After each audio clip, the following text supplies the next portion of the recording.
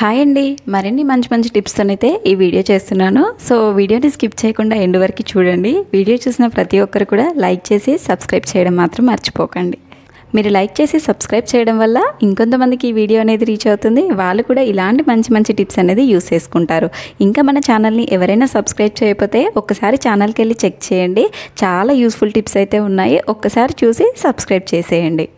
మన first tip వచ్చేసరికి మనం ఎప్పుడైనా ఇడ్లీకి కానీ దోశకి కానీ కామన్గా మినపప్పునైతే నానపెట్టుకుంటాము. ఇన్ కేస్ ఎప్పుడైనా మర్చిపోయి మనం మినపప్పును కనుక ఎక్కువ నానపెట్టుకున్నాము అనుకోండి, అది అలానే వాటర్లో ఉంచేసామనుకోండి, వితిన్ అవర్స్లోనే చాలా బ్యాడ్ స్మెల్ అనేది వచ్చేస్తుంది. అలా స్మెల్ రాకుండా ఉండాలి అంటే మనం ఫస్ట్ అందులో నుండి వాటర్ తీసేసి ఒక బాక్స్లో పెట్టి గట్టిగా మూత పెట్టి డీప్ ఫ్రిడ్జ్లో కనుక పెట్టామనుకోండి, మనకి వారం రోజుల వరకు స్మెల్ అనేది రాదు.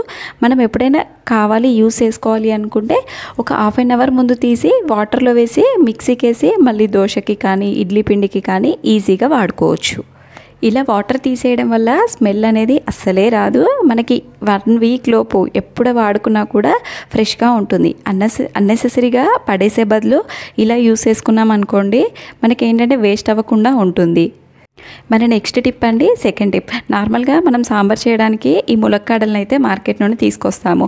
మనం తీసుకొచ్చిన తర్వాత నెక్స్ట్ డే 2 డేస్ తర్వాత చేసినా బాగానే ఉంటాయి. ఒక 1 వీక్ తర్వాత అవి మొత్తం కూడా ఎండిపోతాయి. అలా ఎండిపోకుండా 1 వీక్ ఆర్ 10 డేస్ వరకు ఫ్రెష్గా ఉండాలి అంటే నేను చెప్పినట్టు చేయండి.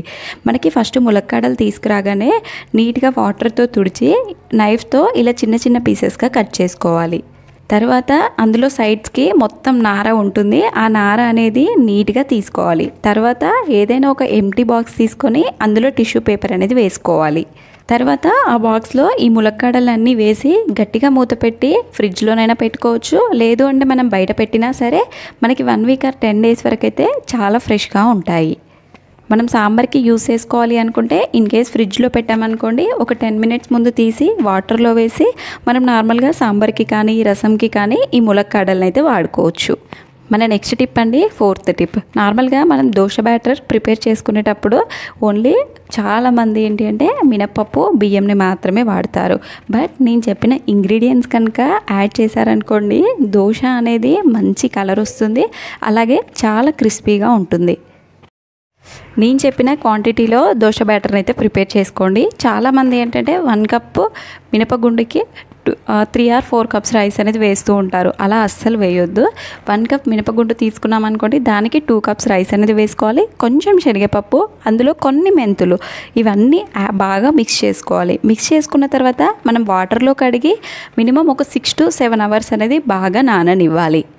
7 అవర్స్ తర్వాత నీట్గా కడిగి మిక్సీలో వేసామనుకోండి, మనకి బ్యాటర్ అనేది చాలా స్మూత్గా మెత్తగా ఉండేలాగా గ్రైండ్ చేసుకోవాలి. తర్వాత ఆ బ్యాటర్తో కనుక దోశలు వేసుకున్నాం అనుకోండి, చూడండి మీరే మంచి కలరు క్రిస్పీగా వస్తాయి. మెయిన్గా దోశలు కలరు క్రిస్పీనెస్ కోసం అయితే శనగపప్పు అలాగే మెంతులు, ఈ 2 బాగా యూజ్ అవుతాయి. సో మనం నార్మల్గా దోశ ఏ బ్యాటర్ ప్రిపేర్ చేసుకున్నా ఇవి 2 కనుక వేసామనుకోండి, మనకి కలరు వస్తాయి, క్రిస్పీగా వస్తాయి. ఒకవేళ మనం దోశ వేసుకొని పక్కకు పెట్టుకున్నా కూడా ఆల్మోస్ట్ 1-2 అవర్స్ వరకు కూడా దోశ అనేది క్రిస్పీగానే ఉంటుంది. మన నెక్స్ట్ టిప్ అండి, సమ్మర్లో కామన్గా అందరూ ఫేస్ చేసే ప్రాబ్లం ఏంటంటే దోశ బ్యాటర్ కానీ ఇడ్లీ బ్యాటర్ కానీ ప్రిపేర్ చేసి పెట్టుకున్నాం అనుకోండి, తొందరగా పులిసిపోతుంది. కొంతమంది పులిసిపోయిన పిండి తినడానికి అస్సలు ఇష్టపడరు. అలా పులిసిపోకుండా ఉండాలి అంటే నేను చెప్పిన విధంగా చేయండి. ఒక తమలపాకుని తీసుకొని ఆ పిండి పైన పెట్టి మూత పెట్టండి. ఇలా పెట్టడం వల్ల మనకి 1 వీక్ ఆర్ 10 డేస్ వరకు పిండి అనేది పులవదు, చాలా ఫ్రెష్గా ఉంటుంది. ఎప్పుడు కావాలి అన్నా కూడా ఈజీగా తీసి దోశ కానీ ఇడ్లీ కానీ వేసుకోవచ్చు. మన నెక్స్ట్ టిప్ అండి, నార్మల్గా దోశ బ్యాటర్ ఇడ్లీ బ్యాటర్ నైటే మనం ప్రిపేర్ చేసి పెట్టుకుంటాము. అందులో మనం సోడా వేయడం వల్ల అది ఎక్కువగా పులిసిపోతుంది. సో మనం ఇలా చిన్న బౌల్లో పెద్ద బౌల్లో కలుపుతాం కదా, డిఫరెంట్ బౌల్స్లో. సో మనకేంటంటే ఒక్కొక్కసారి ఆ పిండి అంతా పొంగిపోయి అంతా ఫ్లోర్ పైన పడుతుంది. అప్పుడు అంతా క్లీన్ చేయడం కష్టం అవుతుంది. అలా కాకుండా ఇక్కడ కింద ఏదైనా ఒక బేస్ కనుక పెట్టాము అనుకోండి, ఏదైనా ఎక్సెస్ పిండి ఏదైనా పడినా కూడా మళ్ళీ తిరిగి రీయూజ్ అనేది చేసుకునేలాగా ఉంటుంది. మనకి పిండి సేవ్ అవుతుంది, క్లీనింగ్ చేసే బాధ అనేది తప్పుతుంది.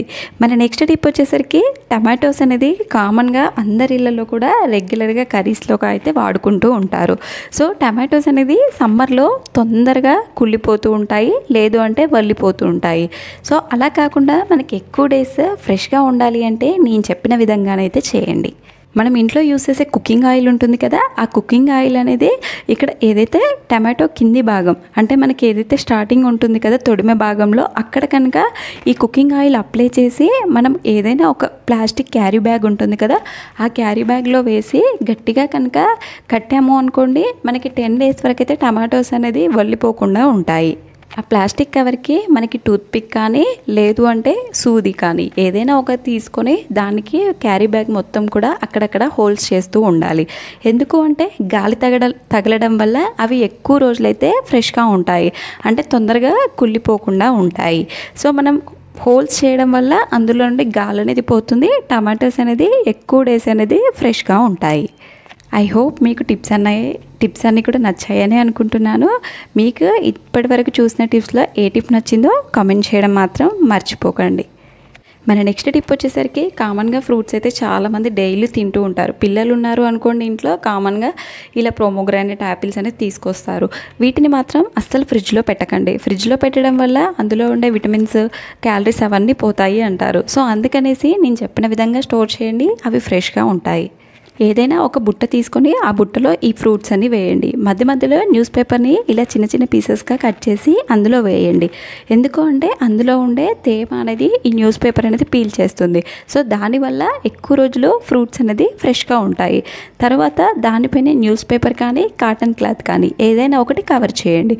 గాలి తగిలేలా ఉంచాము అనుకోండి, ఫ్రూట్స్ అనేది మనకి ఎక్కువ డేస్ కుళ్ళిపోకుండా పాడవకుండా ఫ్రెష్గా ఉంటాయి.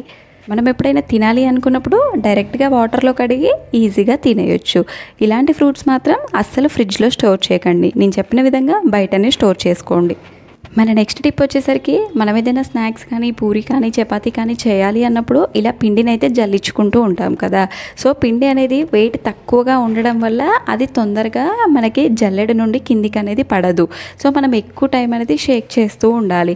అలా కాకుండా తొందరగా పిండి అనేది జల్లించుకోవడానికి జారాలి అంటే అందులో పిండి జల్లెడలో పైన కొన్ని కాయిన్స్ కనుక వేసామనుకోండి, ఆ వెయిట్కి పిండి అనేది తొందరగా పడిపోతుంది. అలాగే మనకు ఇలా పిండి కనుక పట్టాము అనుకోండి, ఎక్సెస్ పిండి అంతా కింద పడిపోతుంది. బట్ ఇలా ఏదైనా ఒక గ్లాస్ కానీ బౌల్లో కానీ పిండిని తీసుకొని నేను చూపించిన విధంగా స్లోగా కనుక మూవ్ చేసామనుకోండి, పిండి అంతా కూడా ఒకే దగ్గర పడుతుంది. మనకు ఎక్కువ వేస్టేజ్ అనేది ఉండదు. ఎక్కువ శ్రమ లేకుండా జస్ట్ ఇలా కనుక మూవ్ చేస్తే పిండి అంతా కూడా నీట్గా వచ్చేస్తుంది. ఇలాంటి టిప్స్ వల్ల మనకి పిండి అనేది వేస్ట్ అవ్వదు, టైం అనేది సేవ్ అవుతుంది. మనం కింద పడ్డ పిండిని క్లీన్ చేసుకోవాల్సిన అవసరం కూడా ఉండదు. మన నెక్స్ట్ టిప్, మనం ఇంట్లో రెగ్యులర్గా ఫ్రూట్స్ కట్ చేయడానికి కానీ వెజిటేబుల్స్ కట్ చేయడానికి కానీ లేదా ఏమైనా కట్ చేయాలి అంటే కంపల్సరీ ఈ నైఫ్ని అయితే వాడుతుంటాము. మనం ఎక్కువ డేస్ కనుక ఈ నైఫ్ రెగ్యులర్గా వాడామనుకోండి, అందులో ఉండే పదునంతా పోతుంది. మనం ఏదైనా కట్ చేసినా కూడా అస్సలే కట్ అవ్వదు, చాలా శ్రమ పడాల్సి ఉంటుంది. అలా కాకుండా జస్ట్ మనం ఇంట్లో ఉండే వాటితోటే ఈజీగా షార్ప్నెస్ అనేది చేసుకోవచ్చు. అది కూడా జస్ట్ 1 minute అయిపోతుంది. మనం ఇంట్లో రెగ్యులర్గా యూస్ చేసే టీ కప్ ఉంటుంది కదా, ఆ కప్పును ఇలా రివర్స్ చేసి దానిపైన కనుక ఇలా నైఫ్స్ని చేసామనుకోండి, జస్ట్ ఒక 1 minute అవి చాలా షార్ప్ అనేది అవుతాయి. వాటి ఎడ్జెస్ అనేది షార్ప్గా ఉండడం వల్ల మనం ఇలా నైఫ్స్ని దానిపైన కనుక రుద్దాము అనుకోండి, మనకి తొందరగా షార్ప్ అవుతాయి. నెక్స్ట్ మనం ఏదైనా కట్ చేసుకున్నా కూడా ఇమీడియట్గా కట్ అవుతాయి. మనం నైఫ్లు అనేది పడేసి కొత్త నైఫ్లు కొనాల్సిన అవసరం లేకుండా మనం ఇంట్లోనే ఈజీగా 1 minute షార్ప్ అనేది చేసుకోవచ్చు. జస్ట్ ఒక టీ కప్ ఉంటే సరిపోతుంది, మనకి ఏది అవసరం లేదు. నైఫ్స్ అనేది బాగా షార్ప్ అవుతాయి. మన నెక్స్ట్ టిప్ వచ్చేసరికి బ్యాచిలర్స్ కానీ హౌస్ వైఫ్స్ కానీ ప్రతి ఒక్కరు కర్రీస్లో ఈ ధనియాల పొడి అయితే రెగ్యులర్గా వాడుతుంటాం కదా. మనం 50 grams 100 grams తీసుకొచ్చామనుకోండి, minimum 1 or 2 months అయితే వచ్చేస్తుంది. సో మనం ఎక్కువ డేస్ ఉంది అనుకోండి, అందులో మనకి పురుగు పట్టేస్తుంది. అలా పురుగు పట్టకుండా ఉండాలి అంటే మనం ప్యాకెట్ తీసిన వెంటనే అందులో కొంచెం ఉప్పు కనుక కలిపి పెట్టామనుకోండి, మనకి చాలా డేస్ వరకు ఉన్నా కూడా పురుగు అనేది పట్టదు. మనకి ఎప్పుడు కర్రీస్లోకి వేయాలన్నా కూడా డైరెక్ట్గా తీసి వేసుకోవచ్చు. ఇన్ కేస్ పురుగు పట్టింది అనుకోండి, దాన్ని జల్లెడ పట్టి చూసి వేయాలి. బట్ ఇలా కనుక చేసి పెట్టుకున్నాం అనుకోండి, మనకి ఇమీడియట్గా కర్రీస్లో వెంటనే వేసుకోవచ్చు. మళ్ళీ మనం వేసే కర్రీలో సాల్ట్ అనేది కొంచెం అడ్జస్ట్ చేసి వేసుకుంటే సరిపోతుంది, ఎందుకంటే ఆల్రెడీ ఇందులో కలిపాం కాబట్టి. మన నెక్స్ట్ టిప్, లాస్ట్ టిప్ అండి. మనం ఇంట్లో ఏవైనా దంచుకోవడానికి ఇలా చిన్న చిన్న రోల్ అయితే వాడుతూ ఉంటాం కదా. ఇలా మనం డైరెక్ట్ ఫ్లోర్ పైన పెట్టి కనుక ఏదైనా దంచాము అనుకోండి, చాలా సౌండ్ అనేది వచ్చేస్తుంది, ఆ ఫ్లోర్ మొత్తం కూడా అదురుతుంది. అలా కాకుండా ఏదైనా నాప్కిన్ కానీ ఏదైనా క్లాత్ కానీ వేసి ఇలా దంచుకున్నాము అనుకోండి, మనకి సౌండ్ అనేది అసలే రాదు, తొందరగా మెదిగిపోతుంది. ఐ హోప్ టిప్స్ అన్నీ కూడా నచ్చాయని అనుకుంటున్నాను. మీకు ఏ టిప్ నచ్చిందో కామెంట్ చేయడం మాత్రం మర్చిపోకండి. వీడియోని లైక్ చేసి ఛానల్ని సబ్స్క్రైబ్ చేయడం మాత్రం మర్చిపోకండి.